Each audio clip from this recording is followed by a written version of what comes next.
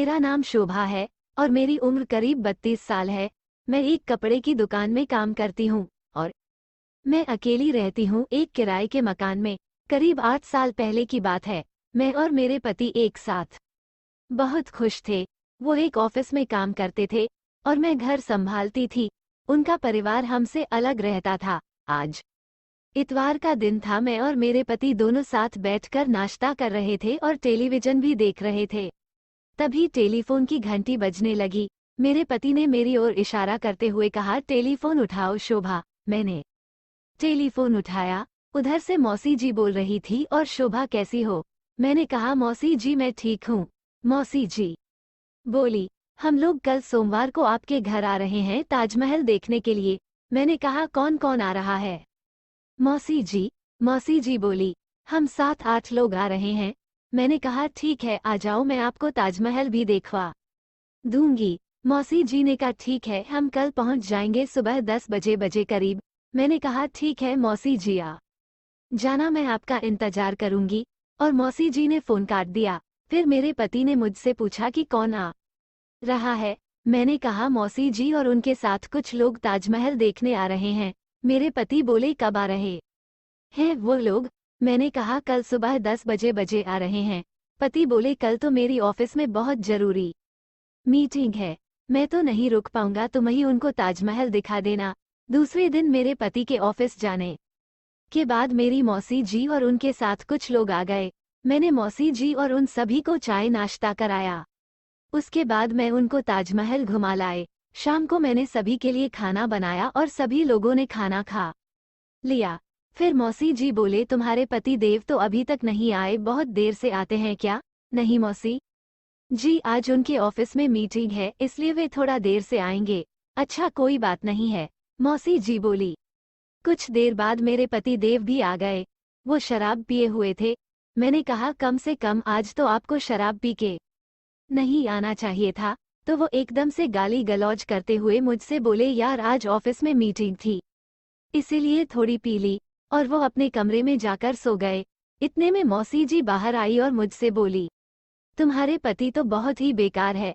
जब सुबह हुई तो मेरे पतिदेव और गुस्से से बात करने लगे। ये सब देखकर मेरी मौसी जी को बहुत दुख हुआ और वो बोली, तुम ऐसे आदमी के साथ रह रही हो जिसमें बोलने की भी तमीज नहीं है। पर मैं कुछ बोल ही नहीं, मेरी आंखों में बस आंसू आ गए। मेरे पति मेरी आंखों में आंसू देख के चिल्लाते हुए और मुझे गाली गलौज करते हुए बाहर चले गए। वो काफी देर तक नहीं आए तो मुझे गुस्सा आ गया और मैं भी तैयार होकर मौसी जी के साथ अपने मायके चली गई। मेरी माँ और मेरे भाई भाभी जी ने मेरे बारे में जब सुना तो उनको बड़ा दुख हुआ। फिर 2 दिन बाद मेरे पति मेरे घर आए और वह मुझसे बोले, शोभा चलो घर चलो। वो बोले कि उस दिन ऑफिस की कुछ परेशानी थी इसलिए मैं तुमसे गलत बोल गया। मैं तुमसे वादा करता हूँ कभी ऐसी गलत बात नहीं करूँगा। तभी मेरी माँ बोली, तुम यहाँ से जाओ अब। मेरी बेटी तुम्हारे साथ कभी नहीं जाएगी, अब वो तुम्हें तलाक देगी। और मेरा भाई भी बोला, हाँ मेरी बहन अब तुम्हें तलाक देगी, वो तुम्हारे साथ नहीं जाएगी। मेरे पति बोले, शोभा ये सब पागल हो गए हैं क्या कह रहे हैं? तुम इनकी बातों में मत आना। मैं कुछ नहीं बोली।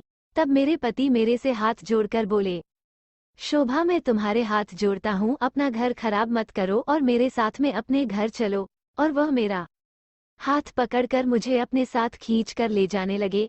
तभी मेरे भाई ने पीछे से मेरे पति को धकेल दिया। मेरे पति जमीन पर गिर गए और उनके हाथ में चोट आ गई। तभी मेरा भाई बोला, तुमने मेरी बहन को हाथ लगाया कैसे? अब तुम मेरी बहन को हाथ नहीं लगा सकते हो, अब तुम्हारा कोई अधिकार नहीं है। मेरे पति अपनी आंखों में आंसू भर के वापस चले गए और मैं भी रोने लगी। तब मेरी भाभी ने मुझे पकड़ा और कहा, तुम क्यों रोती हो? हम सब हैं ना तुम्हारे साथ, तुम परेशान ना हो। कल तुम्हारे भैया वकील के पास जाकर कोर्ट से तलाक का नोटिस भेज देंगे। दूसरे दिन मेरे भाई ने ऐसा ही किया। उन्होंने मेरे पति को तलाक का नोटिस भेज दिया। उस नोटिस के बाद कोर्ट के आदेश पर मेरे पति कोर्ट में वकील के साथ जज के सामने आए। मेरे पति चुपचाप थे। मेरे वकील ने कोर्ट से 5 लाख रुपए मेरे पति से मांगे थे। ये सब मेरे भाई के कहने पर हुआ था। मैं बिल्कुल चुप थी, मैं कुछ भी नहीं बोल पा रही थी। मेरे पति ने कोर्ट में 5 लाख रुपए जमा कर दिए थे। तब कोर्ट ने मुझसे बताया कि तुम्हारे पति ने 5 लाख रुपए तुम्हारे लिए जमा कर दिया है। अब तुम इस तलाकनामा पर हस्ताक्षर करो, जिस पर तुम्हारे पति ने पहले से ही हस्ताक्षर कर दिया है। हस्ताक्षर करने से पहले शोभा मेरी एक बात सुन लो। जज ने मुझसे कहा कि अगर तुम उस पर हस्ताक्षर करती हो तो उसके बाद तुम्हारे पति से तुम्हारे संबंध बिल्कुल खत्म हो जाएंगे, हमेशा के लिए। मैं कुछ नहीं बोल पाई। तब तक मेरा भाई बोला, कोई बात नहीं है, हम वैसे भी इनसे कोई मतलब रखना नहीं चाहते। और मैं कुछ नहीं बोली। मैंने अपने भाई के कहने पर उस तलाकनामा पर हस्ताक्षर कर दिया। मेरे पति मेरी तरफ नम आंखों से देख रहे थे। फिर मैं अपने भाई के साथ वो 5 लाख रुपए लेकर अपने घर आ गई। मेरी भाभी ने वो 5 लाख रुपए ले ली और कहा, तुम चिंता नहीं करो शोभा, हम तुम्हारे साथ हैं। कुछ दिन तक तो सही चलता रहा। मेरी भाभी, भैया, मेरी माँ मुझसे बहुत प्यार करते थे। वो मेरा बहुत अच्छी तरीके से ख्याल रखते थे। पर जैसे जैसे समय बीतता गया वैसे वैसे उनकी नज़र भी बदलती गई। अब भाभी मुझसे अच्छी तरीके से बात नहीं करती थी। वो बात बात पर मुझे ताने मारती थी। इसी बीच मेरी माँ भी चल बसी। उसके बाद तो मेरी भैया और भाभी की नज़र बदल गई। वो बात बात पर मुझे गाली गलौज करते और मेरे भैया तो मुझे मारते भी थे और मुझे रूखा सूखा खाना देते थे। उनकी बातों से तंग आकर मैंने भैया से कहा कि भैया अब बहुत हो चुका, अब मेरे 5 लाख रुपए दे दो जो मेरे पति ने मुझे तलाक देते समय दिए थे। मैं ये घर छोड़कर चली जाऊंगी। तभी भाभी बोली, कौन से 5 लाख, इतने दिन से रह रही हो का खर्च नहीं हुए? कुछ तुम्हारे माँ के इलाज में खर्च हो गए, कुछ तुम्हारे ऊपर खर्च हो गया। भैया हमारे पास 1 रुपया भी नहीं बचा है, जाओ यहाँ से अब। मैं रोकर भैया से बोली, भैया मैं कहाँ जाऊंगी, बाहर में जाओ तुम, मुझे क्या मतलब है तुमसे? भैया बोले। फिर उन्होंने मुझे बाहर धकेल कर अपने घर का दरवाजा बंद कर लिया। फिर मैं अपनी आंखों में आंसू भरे हुए सड़क पर जा रही थी। तभी पीछे से मेरी एक सहेली ने आवाज लगाई, शोभा शोभा रुको। मैं रुकी और मैंने पीछे मुड़कर देखा, वो मेरी सहेली थी। वो मेरे पास आई और मुझसे बोली, क्या हुआ शोभा, क्यों रो रही हो तुम? मैं उसके गले लगकर खूब रोने लगी। तब वो बोली, क्या बात हुई, रो क्यों रही है, कुछ तो बताओ। तब मैंने उसे अपनी सारी बात उसे बताई।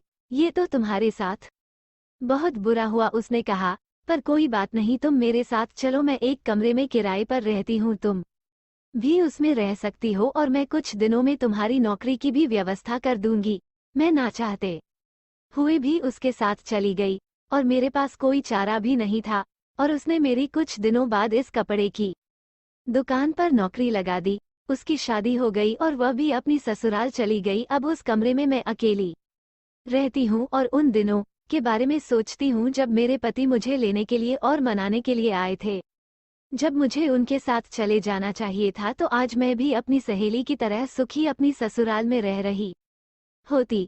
अपने भैया भाभी और रिश्तेदारों की बातों में आकर मैंने अपना जीवन खराब कर लिया। मैं सभी औरतों से कहना चाहती हूँ कि बिना सोचे समझे इतना बड़ा कदम ना उठाएं जो मैंने उठाया, क्योंकि उसके बाद बहुत पछताना होता है।